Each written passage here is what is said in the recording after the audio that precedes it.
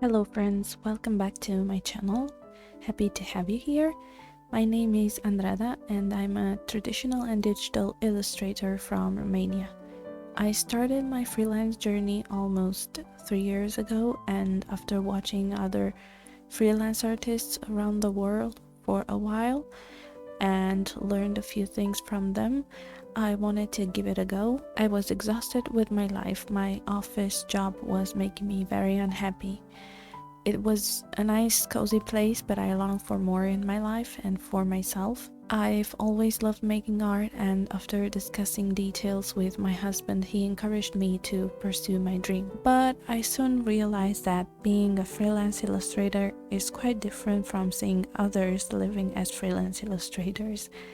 Therefore, in this video, I want to share with you all what I've learned about time and energy management. I'm going to start with time management because that's the first thing that gave me trouble.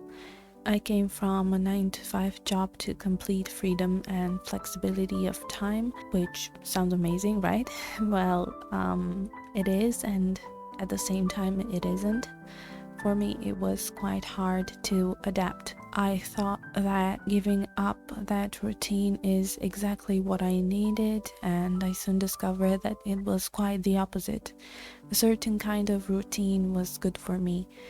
Because I am a major procrastinator, I tend to lose sight of my own goals, so I need a structure to keep moving forward. There was no one there anymore to make me have a fixed schedule, no one to tell me what to do and when to have it done, because now I was on my own, deciding my schedule for myself. And I want to be completely honest, my schedule was chaotic for a long time, and sometimes I still slip away into chaos, and I don't like chaos. So if you're like me, you need some kind of structure, but also enjoy the freedom of working for yourself. It's important to take a good look at your relationship with time. The best piece of wisdom I can share with anyone is that no formula will work for you unless you take a good look at yourself and your relationship with time. How do you perceive time? How do you actually measure it? How much can you work in a day? Is it 3 hours, 4 hours, 12 hours? Do you measure it in small tasks, in big chunks? Does a week overview work for you, or do you take each day at a time? These are all very important questions to ask yourself. At first, I turned my newly gained freedom of organizing my time into a burden. I pushed myself until I felt burnt out and then had long periods of downtime, and I just couldn't be consistent. Having flexibility was one of the main things I was looking forward to when I had decided to leave the corporate world, but I just had no idea how I was as a self-employed person, so I made all kinds of experiments and mistakes.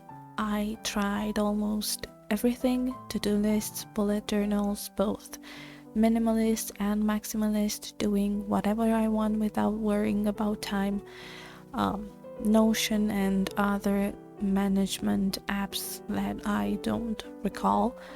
And I watched so many videos on time management, and the only thing that really helped was to just understand how I perceive time. I found out that I measure my work in projects, and the only tool that works for me is a weekly Google Calendar.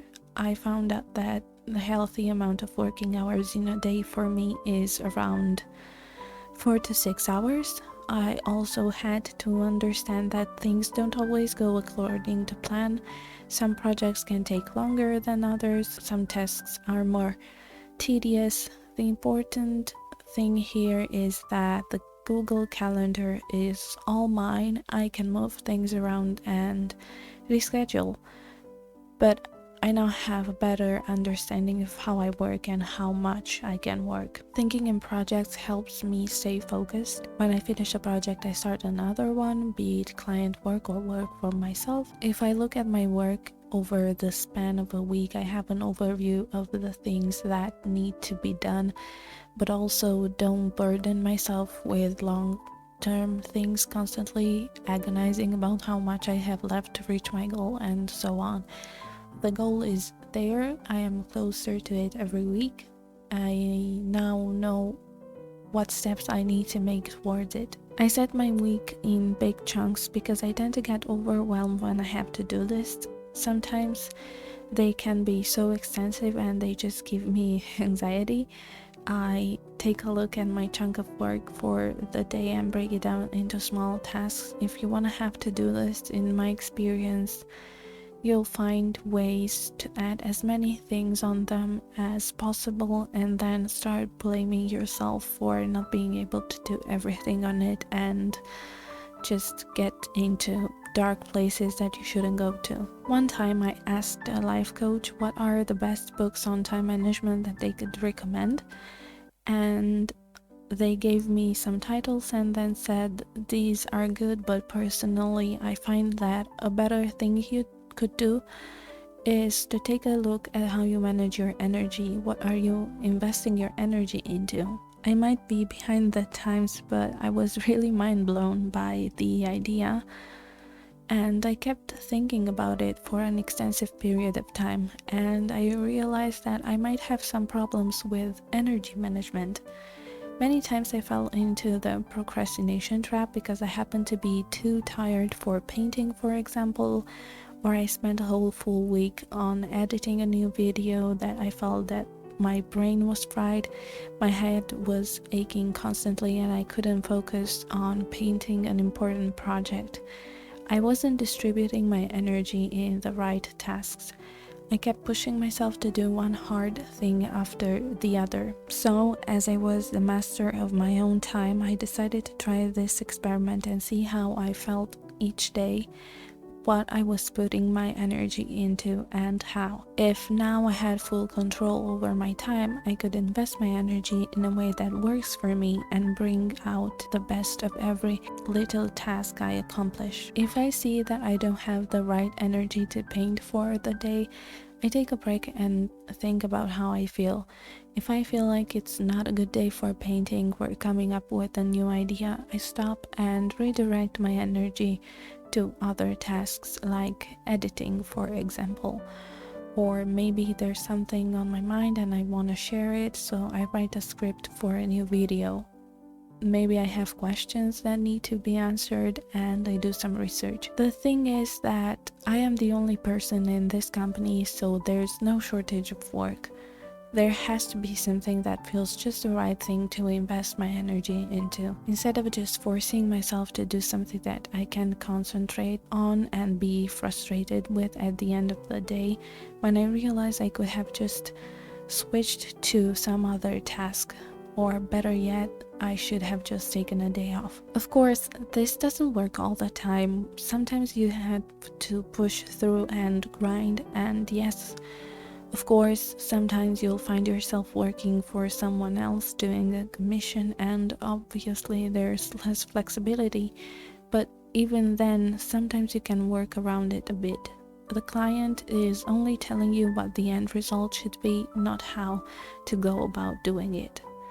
In conclusion, after this experiment, I found out that for me, energy management is more important than time management, because I want to spend my energy and consequently my time on things that really matter to me, and I want to live according to my own personal values, and that is taking into consideration how my body feels each day, because it's the only permanent home that I have, and listening to it is one of my new priorities in life. But bear in mind that all these things take time. If you've never thought about them before, you're not gonna be perfect at managing your time and energy overnight. It took me some years. I know this world demands you to be the best version of yourself by 6 a.m. tomorrow, but that has nothing to do with how life actually works.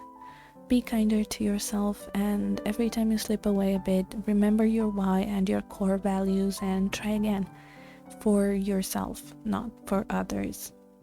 If you're interested to hear more about your why and other insightful things about life as a freelance artist, I'll link my video about how to stay motivated as a freelance artist down below in the description box and in the right corner of the screen. Thank you guys for watching this video until the end. I hope you got something out of it. If you liked it, please give it a thumbs up and recommend it to anyone you think would benefit from it as well.